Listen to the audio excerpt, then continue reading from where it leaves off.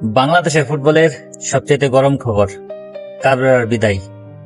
কাবরেরার বিদায়ের পর বিশ্বের অনেক হাই প্রোফাইল কোচগুলা আগ্রহ প্রকাশ করতেছে বাংলাদেশকে কোচিং করানোর জন্য, কিন্তু কথা থেকেই যায় কাবরেরা হয়তোবা বিদায় নিতেছে।